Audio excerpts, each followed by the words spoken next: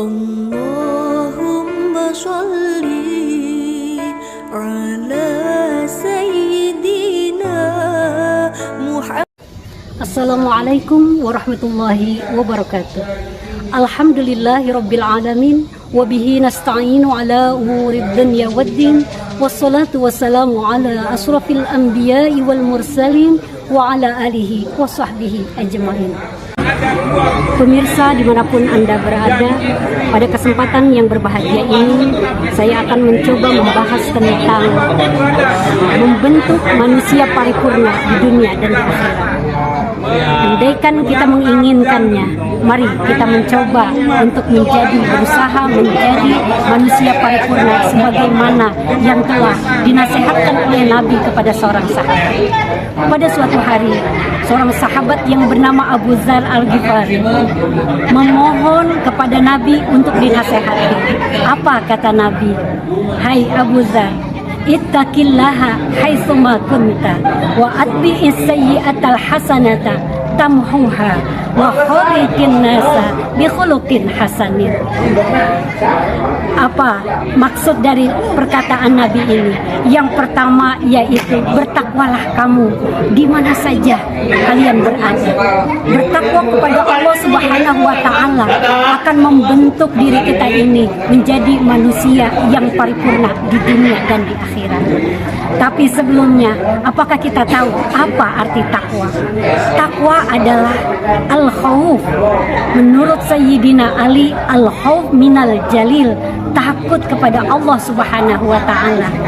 Artinya, ketika kita dalam kehidupan sehari-hari, apapun jabatan kita, apapun pekerjaan kita, semua kita pasti membutuhkan yang namanya duit. Tapi tetap, dimanapun kita bertugas, yang namanya takwa, yang namanya takut harus kita kedepankan, ada ditanamkan di dalam hati kita. Di mana-mana di dunia ini selalu duit yang dicari, kesana sini sibuk sekali, selalu duit yang dicari. Duit, duit, duit, truk tuk tuk tuk jreng. Jadi apapun pekerjaan kita, jadi pejabatkah, jadi pedagangkah, harus menanamkan jiwa takwa, rasa takut kita kepada Allah Subhanahu wa taala. Karena dengan demikian, ketika kita menjadi orang yang bertakwa, jaminan dari Allah, wa may yattaqillaha yaj'al lahu makhraja wa yarzuqhu min haitsu la yahtasib. Kita akan diberikan jalan keluar dari permasalahan yang sedang kita hadapi dan diberikan rezeki dari jalan yang tidak disangka-sangka. Yang kedua, wa atbi'is sayyi'atal hasanata tamhuha. Maka tuturkan yang kedua itu adalah tuturkan, ikuti perbuatan buruk itu dengan perbuatan yang baik.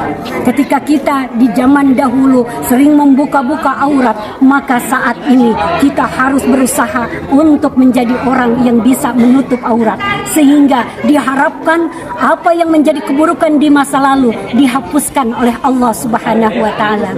Kapungkur calik di Merak, ayeuna di Bakauhuni, kapungkur mah ditembrak-tembrak, ayeuna mah bararuni. Jadi seperti itu. Yang dulu malas beribadah, sekarang kita harus rajin beribadah agar dosa-dosa kita di masa lalu ditutupi dengan kebaikan-kebaikan di masa kini. Innamal a'malu bil khawatimi. Sesungguhnya akhir dari amalan kita itulah yang dilihat oleh Allah Subhanahu wa taala. Yang ketiganya yaitu wa khaliqin nasa bi khuluqin hasanin. Maka bergaullah, yang ketiga itu bergaullah dengan manusia dengan pergaulan yang baik.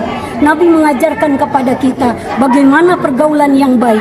Yang pertama adalah wajahun malihun, wajah kita adalah berusaha untuk selalu merahmai kepada siapa saja, meskipun orang yang kita pandang hina, dia itu cuma sekedar orang yang hartanya sedikit atau apa, jabatannya lebih rendah daripada kita, tetap wajah kita adalah wajah yang merahmai. Itu yang diharapkan oleh Nabi supaya kita menjadi pribadi yang sempurna dunia dan di akhirat. Selain wajah yang merahmai, yaitu yadun sahiyun. Yadun sahiyun itu artinya Artinya tangan kita itu harus menjadi tangan yang pemurah, tangan yang dermawan. Kita memberi kepada orang-orang yang kesulitan di samping atau di sekitar kita. Maka ini juga diharapkan oleh Nabi, orang yang seperti ini, yang dermawan ini, dia akan dicintai oleh Allah dan dicintai oleh makhluk yang ada di muka bumi ini. Yang selanjutnya yaitu lisanun fasihun. Lisannya itu fasih, artinya lisannya itu adalah lisan yang baik, yang ucapannya tidak pernah menyakiti orang lain. Karena banyak kejadiannya orang begitu hebat ibadahnya, tiap malam dia tahajud, tiap hari dia bersedekah, tetapi karena lisannya itu dia menyakiti orang lain, menyakiti tetangganya, maka kata Nabi, hiya finnar. Yang demikian itu tempatnya bukan di surganya Allah tapi di neraka. Nauzubillahi min zalik. Yang keempat yaitu qalbun taqiyun, hati yang bersih. Luar biasa, orang yang hatinya bersih ketika mendapatkan serangan dari orang lain, ejekan dari orang lain, hinaan dari orang lain, bahkan dia dicerca dan dimaki, dia tetap berhasil mengendalikan dirinya, mengendalikan hatinya agar senantiasa berhusnuzan kepada siapapun yang ada di sekitarnya. Sehingga mudah-mudahan apa yang tadi disampaikan berupa 3 perkara yang membentuk pribadi kita yang